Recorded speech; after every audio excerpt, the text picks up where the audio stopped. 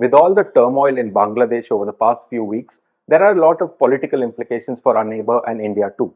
But there are also sporting implications. So the ICC has been considering moving the upcoming T20 Women's World Cup out of Bangladesh, but BCCI Secretary Jay Shah in a recent interview said that he had categorically said no to hosting the event. His reasons were that India was experiencing monsoon and that India had already is already hosting the the ODI World Cup for women's next year, and he doesn't want this perception to be out there that India is hogging all the events. So, what do you make of that stand, Ayaz? Well, I mean, look, on the face of it, it's reasonable. But I think that the timing, I mean, to leave it for this late creates its own complication, doesn't it, Anirudh? So I think that yes, the monsoon is a factor. The interests of other boards is also a factor.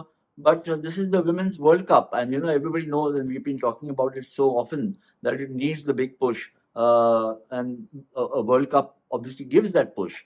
So I think that somewhere the other board members or the other boards may not be entirely happy at what is emerging. Yeah.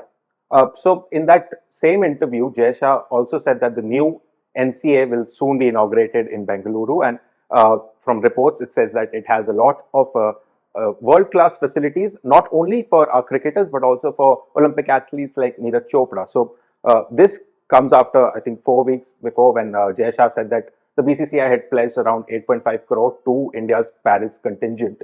So do you think this is a start of a long-term relationship where cricket, sort of like the big brother of Indian sport, reaches out to the other sports in the country? And to be fair, this man, Jay Shah, has been vilified on social media for a long time. Do you think this is one of the positives and credit where it's due? Yeah, I mean, look, I mean, I just don't like the phrase "big brother" because big brother means then you kind Yeah. of dominate and you you Yeah. you take a position of being in charge completely, which is not really what I think even Jay Shah has meant. What I think he's meant is that the BCCI will have such wonderful facilities available, and he's willing to share that with other athletes, including the likes of Neeraj Chopra, which I think is a wonderful thing. The 8.5 crore rupee grant is something which had evoked mixed reaction, as we know, when the Olympics, when the grant was made for the benefit of Olympic athletes or athletes of Olympic disciplines. So, giving money is one part.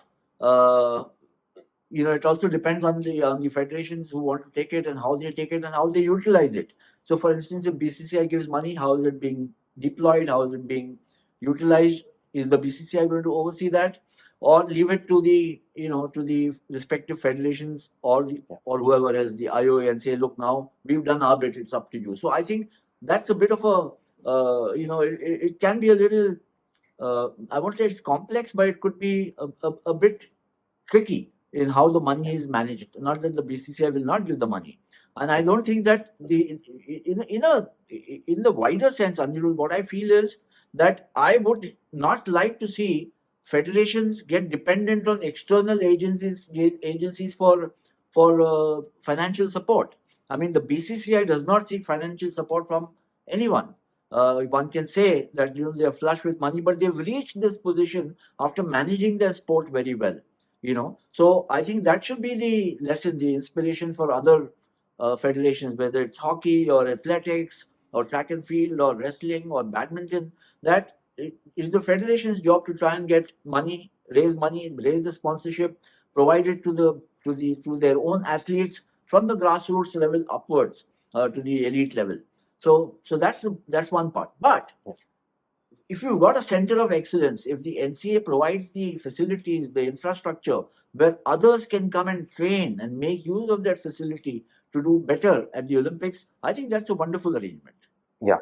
So, lastly, speaking of the Olympics, we now know that Vinesh Phogat is not going to get that silver medal that everyone hoped she would. Pretty straightforward. I think a lot of us uh, saw this coming. It was consistent with the rules and everything going on.